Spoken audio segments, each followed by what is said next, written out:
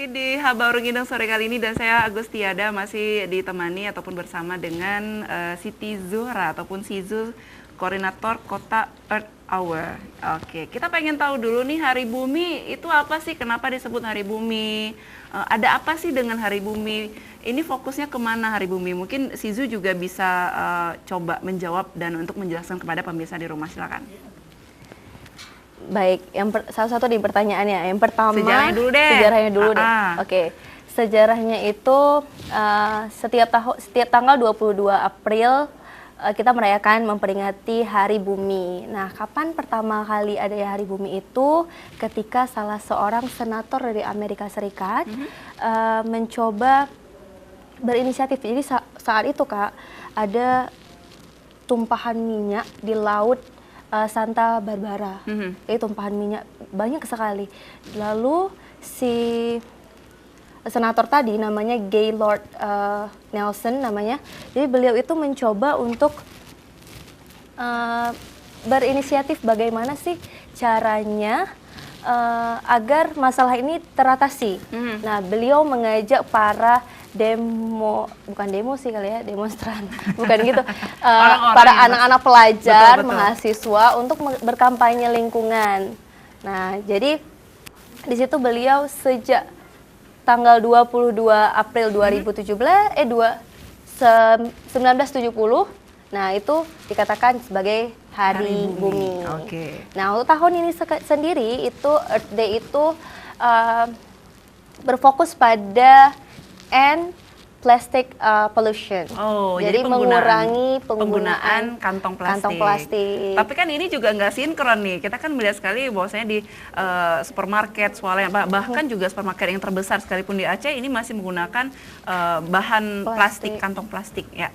Nah, ini kan juga sama sekali tidak ada acara-acara yang sebenarnya mendukung nih jadinya. Karena beberapa waktu lalu memang itu sedang giat-giatnya kampanye pengurangan penggunaan kantong plastik, betul. Tapi kan kami yang menjadi pembahasannya saat itu adalah beberapa teman saya juga yang penggiat anak-anak sepeda gunung gitu ya. Ini mengatakan bukankah harusnya dinas terkait ataupun pemerintah kota ini pada awalnya menyediakan secara free ataupun gratis kantong kertas belanja. Artinya dia tidak harus membeli. Mungkin seperti itu yang kami ketika duduk bersama teman-teman itu menjadi perbincangan yang pada hotnya. Jadi jangan sampai dikenakan biaya terlebih dahulu. Nah, tapi akhirnya kenapa kampanye yang seperti itu tidak berjalan kontinu sampai saat ini? Apa yang menjadi penyebabnya dulu nih? Penyebab kantong plastik itu kayaknya susah nih. Betul-betul. Jadi gini, mungkin kita itu udah terlalu manja. Ya ini kakak manja ya dengan plastik, contohnya sedotan. Betul. Mana-mana kita pakai sedotan, mana-mana kita pakai botol aqua, merek mineral, botol mineral kemasan kan, air kemasan. Terus kita makan, enaknya bungkus aja deh, malas banget. Biar nggak ribet. Biar nggak ribet, pasti gitu. Terus pemerintah sempat menjalankan kalau mau menggunakan plastik bayar 200 ya. Betul. Terus susah ya Kak mengedukasi masyarakat kita untuk beralih karena udah kebiasaannya itu dekat sekali dengan yang namanya plastik gitu. Jadi mungkin kesusahan sekali pada masyarakat untuk kesusahan sekali pemerintah untuk mengajak masyarakat.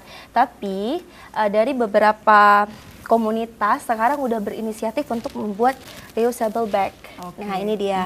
Nah, ini biasanya jika kita punya acara-acara, nah kita buat seperti ini seperti kantong plastik yang bisa dibagikan untuk sebagai merchandise lah untuk yang datang. Nah, ini dia.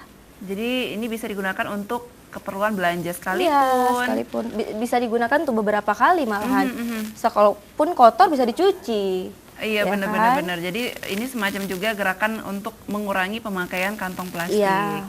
Oke, luar biasa sekali ya. Dan pemirsa, sudah hadir juga ya narasumber kita, salah satunya lagi adalah Kak Cut Ervida selaku pegiat lingkungan. Selamat sore, assalamualaikum Kak Cut. Selamat sore. Ini kayaknya sekali ketemu badai di luar ya. Oke, nggak masalah sih. Untuk urusannya seperti tadi sudah dijelaskan banyak sekali oleh Sizo bagaimana Hari Bumi itu kenapa disebut Hari Bumi. Nah kalau untuk Kak Cut Ervida ini kan seorang pegiat lingkungan, artinya memang benar-benar harus fokus nih. Selain menjadi seorang pegiat lingkungan, aktivitas tadi sendiri apa nih? Kalau aktivitas saya sendiri juga bekerja di bidang lingkungan. Saya bekerja sebagai konsultan di WWF dan punya juga beberapa proyek yang terkait dengan aksi-aksi penyadaran kepada publik, juga aksi seperti pengurangan, bagaimana kita mengurangi penggunaan kantong plastik. Jadi inisiasi-inisiasi itu yang saya coba bangun seperti itu. Oke, kita lanjutkan lagi pada Hari Bumi. Ini adalah ada atau tidak nggak sih beberapa alasan kenapa Anda ini ya, tipe-tipe wanita-wanita yang tangguh ini harus turun ke lapangan untuk memberikan sosialisasi kepada masyarakat akan kesadarannya untuk mengurangi penggunaan kantong plastik. Sepenting apa kehadiran Anda ini? Ke penyadaran itu ya salah satu tahap paling awal untuk memulai suatu gerakan yang besar, suatu aksi. Jadi kita memang perlu gerakan yang masif, perlu menyuarakan secara bersama, kolaboratif dan partisipatif tentunya. Dan kami rasa ini sangat penting sekali bagaimana kita mengengage publik, komunitas, segala ranah dan aspek untuk bersama-sama agar nantinya bisa didengar oleh masyarakat luas, bahkan dunia sekalipun, untuk sama-sama kita bergerak mengakhiri penggunaan plastik.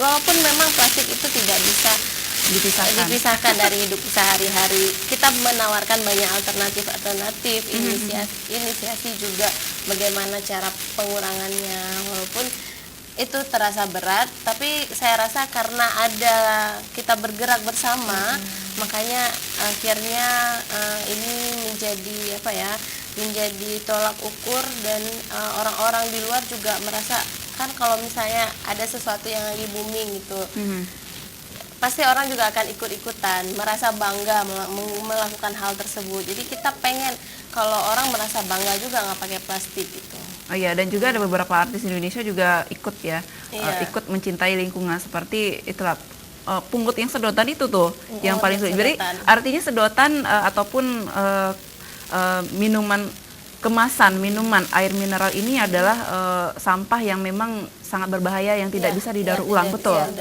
Yang kita bisa hidup kita tidak bisa hidup ratusan tahun, tapi mereka bisa hidup ribuan tahun. Betul. Nah, saya juga melihat ada beberapa adik-adik yang dari siswa SMA ya, mereka menciptakan sebuah plastik yang dengan cepat dia bisa mendaur ulang. Oke, mungkin sudah paham, nggak usah disebut mereknya juga. Nah, apakah ini juga bisa membantu atau bagaimana?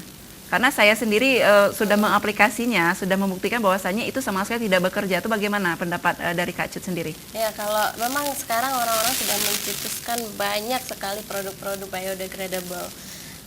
Tapi alangkah baiknya memang kita tidak se-biodegradable-nya pun itu tetap kayak agak susah untuk kembali ke bumi dia.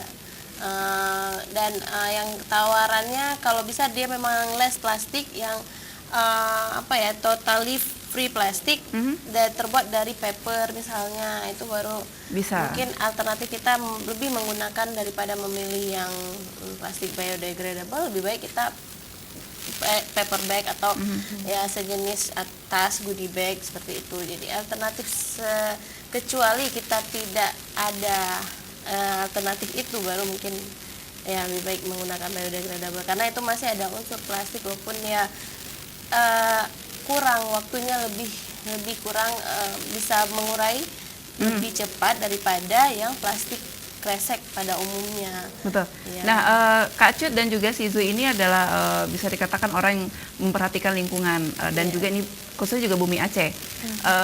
Tapi ada satu hal yang ingin saya tanyakan, di mana kesulitannya, di mana hambatannya, di mana tantangannya ketika Kak Cut ataupun Sizo ini hidup dalam lingkungan yang serba plastik, serba instan. seperti misalkan mie instan itu kan kayaknya nggak pernah saya lihat ada dalam suatu bungkusan yang memang bukan plastik ya kan. Kemudian seperti air mineral juga ini dalam kemasan yang plastik. Minum teh dingin aja tuh bungkus di warung kopi juga pakai plastik gitu kan. Semana sih tantangannya ataupun seberat apa sih? Ini saya menyuarakan untuk lingkungan Aceh, tapi saya sendiri pakai plastik ini kayak ini. Saya pengen naik ke Sizu dulu deh. Jadi gini, kita tuh selalu anak-anak EH selalu kita ingatin memang ada bawa botol minum nggak? Ada bawa botol. Kalau mau kita makan, memang kita ada bawa kontainer kecil gitu, kotak kue gitu. Nah pasti memang satu tuh kalau misalnya ada yang nggak bawa botol minum aja mungkin diliatin gitu. Itu ada yang bawa aqua aja, kita liatin gitu. Jadi sebenarnya sih lebih ke lingkungan kita yang saling mengingatkan. Jadi kita berada di gerakan ini dan mereka juga maksudnya kesadaran dirinya lumayan cukup tinggi. Jadi contohnya nih sama Kak Icut nih kan kadang-kadang duduk, terus itu pakai misalnya itu pakai plastik nih, terus Zul kakak pinjamin nih. Oh gitu.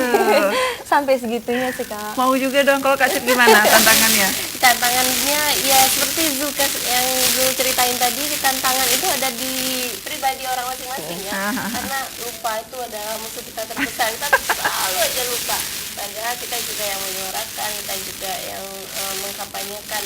Dan orang-orang terdekat kita mungkin ya, yang menjadi kendala dan tantangan yang paling kasat terlihat seperti keluarga, misalnya teman-teman terdekat. Saya sendiri sangat mengalami kesulitan untuk mengajak teman-teman terdekat, bahkan keluarga, bagaimana untuk selalu mengurangi penggunaan itu. Kalau di saya pribadi, alhamdulillah saya sudah coba setiap harinya itu di dalam tas saya ada goodie bag, ada reusable straw. Saya pakai bambu straw atau steel straw, juga sendok yang saya bawa sendok steel. Karena kan sering beli makanan dikasih sendok itu, jadi saya selalu stokin itu di dalam tas. Tiga hal itu karena itu yang sering kita dapat ya, plastik barang-barang yang sekali pakai, disposal, semuanya bisa kita gantikan dengan itu. Jadi saya coba dari pribadi saya sendiri, bahkan tantangan sekali ketika misalnya belanja nih di supermarket atau di pasar, di local market, saya bilang maaf saya tidak menerima plastik, namun mereka yang bingung, mereka kasihan sama saya. Jadi gimana itu? Kok nggak mau plastik? Jangan ini diplastikin aja, nih kasihan ibunya katanya gitu. Saya lebih kasihan kalau saya dikasih plastik. Ya sekarang jadi aneh loh kan, misalnya kita beli apa gitu, terus ini di plastik, kakak nggak usah plastik. Bingung dia jadinya. Padahal kita malah itu bagus kan kalau banyak masyarakat yang sadar akan pengurangan kantong plastik. Nah, sebenarnya dinas terkait harus turun langsung atau memang dari diri kita sendiri yang memberi. Tadi Kak Cut mengatakan kadang di dalam tas ada bawa seperti kertas ya untuk sendok, betul sedotannya. Apakah juga dari pihak restoran, tempat makan ataupun supermarket juga harus menyediakan hal itu? Intinya ataupun istilahnya menawarkan apakah mau menggunakan plastik atau tidak? Seperti apa? Untuk sekarang ini selama for plastic sudah berakhir, pilot projectnya itu, jadi di supermarket kita kalau belanja udah nggak ditawarin lagi. Kita pengen ini terus menginisiasi program ini. Tapi nggak lagi. Selanjutnya untuk Oke. Di tanggal 22 April yang lalu, ini kan ada kegiatan ya. Ini pengen tahu sih fokusnya kemana dan temanya apa nih? Kak Cut dulu deh. Oke, di 22 April kemarin kita melakukan kampanye untuk penyelamatan gajah di Sumatera. Namanya itu Elefantastic Run. Jadi itu adalah aksi kita bersama untuk berlari sejauh 5 km untuk melakukan sebagai dukungan untuk menyelamatkan gajah Sumatera. Jadi teman-teman melakukan registrasi di virtual run, mereka berkontribusi dari pendaftaran dan itu diambil untuk akhirnya sebagai penanaman pakan gajah yang ada di Aceh Tengah. Jadi di sana ada pengembangan ekoturism untuk bagaimana mengatasi konflik antara satwa dan manusia. Gajah sendiri yang selalu masuk ke pemukiman kita berikan alternatif untuk menjaga dan membuat pakan gajah tersendiri. Jadi dari program kemarin di Hari Bumi lari, dan hasilnya akan dilakukan penanaman nanti oleh Chico Jericho, juga melakukan lari di London Marathon, dan hasilnya juga untuk didonasikan ke Aceh. Oke, nah kalau Shizu sendiri hot issue untuk saat ini di Hari Bumi dalam penyelamatan lingkungan di Aceh seperti apa? Kemarin juga sebenarnya kita acaranya kolaborasi ya. Jadi ada WWF, ada Earth Tower, ada Kofakaha waktu itu. Jadi kita sama-sama Indorunner ya. Jadi kita buat sebuah aksi yaitu tadi lari itu. Cuman Shizu juga banyak sih kawan-kawan komunitas yang ngajak nih. Eha ikut gabung tanam pohon yuk. Dia kemarin juga hutan wakaf sempat ngajak kita untuk tanam pohon di Janto. Di Janto. Waktu itu. Ini sangat membantu atau hanya beberapa persen? Menurut saya ini sangat membantu, karena yang seperti saya ceritakan tadi, kita benar-benar aksinya bukan hanya dukungan, tapi juga ada aksi nyatanya dengan penanaman pakan gajah. Jadi benar-benar ada langsung feedback ke ya, si satwanya sendiri. Dengar-dengar Kacu juga beberapa hari yang lalu juga baru dari luar negeri, betul? Enggak, beberapa hari yang lalu. Sudah lama. Cerita sedikit dong, kegiatannya apa, tujuannya apa? Jadi dulu saya pernah ikut serta dalam program Young Southeast Asian Leaders. Young Southeast Asian Leaders Initiative itu programnya Barack Obama. Jadi kita ada namanya Institut untuk Belajar Environmental Global Issues. Itu di negara mana? Di Amerika. Di Hawaii. Dia bertempat di 3 negara, Hawaii, Washington, dan di Colorado. Jadi setelah program itulah saya akhirnya membuat sebuah proyek yang namanya ASEAN Reusable Bag Campaign. Itu adalah proyek yang ya ini dia, tapi ini produknya nggak bawa, tapi seperti ini produk untuk pengurangan sampah plastik adalah mengajak satu orang untuk memakai satu reusable bag. Jadi setiap orang harus punya satu orang aja sudah mengurangi plastik itu, karena perharinya kita memproduksi 700 kantong plastik. Satu orang aja sudah mengurangi berapa ribu. Betul sekali. Itu program yang saya cetuskan setelah pulang. Luar biasa memang program anak-anak muda di Aceh ya. Jadi nanti kita akan sambung kembali untuk membahas tentang selamatkan bumi Aceh. Tetap di Haba Urung Inem.